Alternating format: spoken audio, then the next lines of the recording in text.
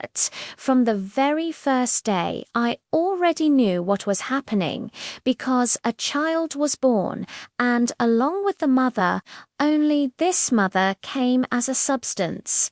And now what do I do on that second day?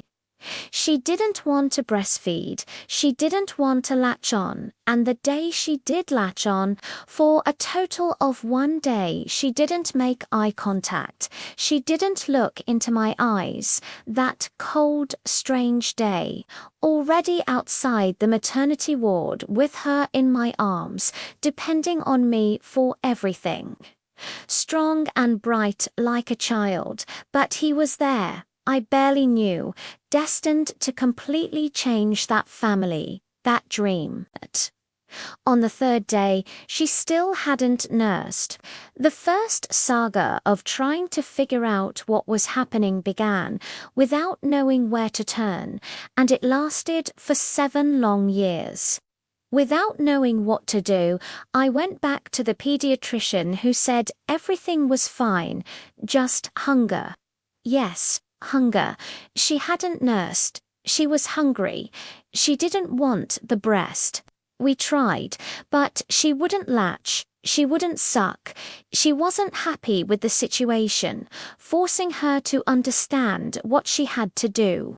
So we introduced formula, and then the bond I so desperately wanted didn't happen. There was no touch. No breastfeeding.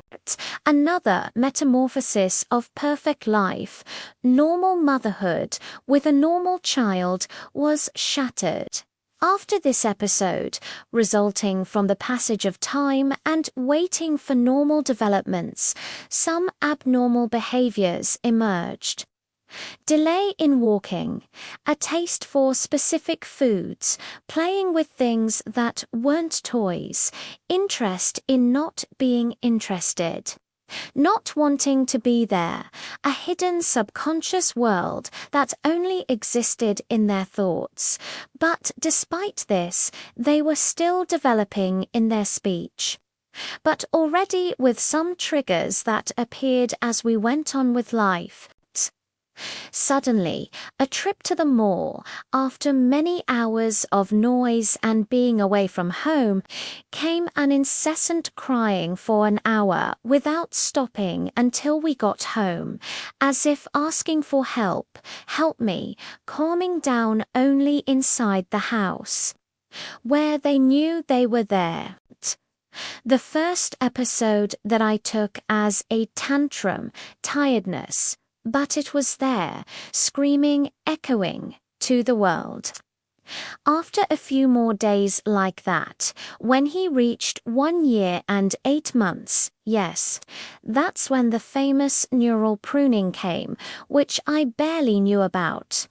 It happened without warning, taking away everything I had learned, as if cutting a root. He went to sleep one way and woke up another. Nothing was the same anymore. He lost his communication skills. He no longer wanted to do anything he already knew how to do. He hid more and more in his own world. There was no room for anyone else there, only autism, a dark and revealing sign for a family that didn't know what was happening. Losing control of a normal life, which no longer existed there, without understanding why, for what purpose, punishment.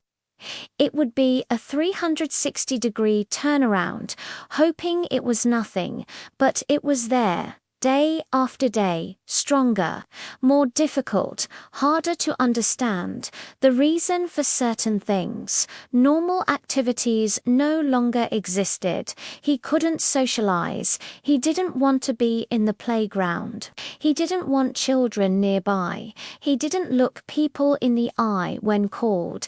He just wanted to do what he always did, following a notorious routine, so that time wouldn't pass. He would just stay there still. Having heard numerous questions about why I didn't do this or that I didn't want that, we sought help. perhaps too late, but it was all we could get. Diagnosis confirmed at the first appointment. What the mother already knew, was already certain of, already exhaled in her hidden tears, in her pleas to be different, in her why me?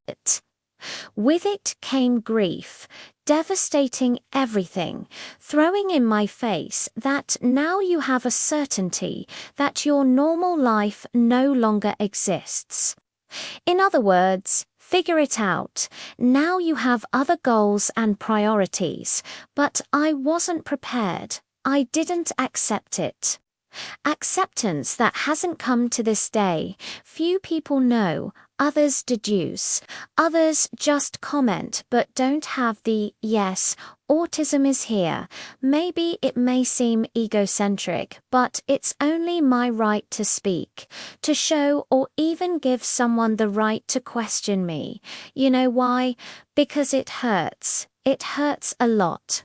Every strange look, some welcoming, others clueless, but this fight is mine. No one will come to my rescue. And feeling my pain won't lessen it. It won't change the diagnosis. The fight, in short,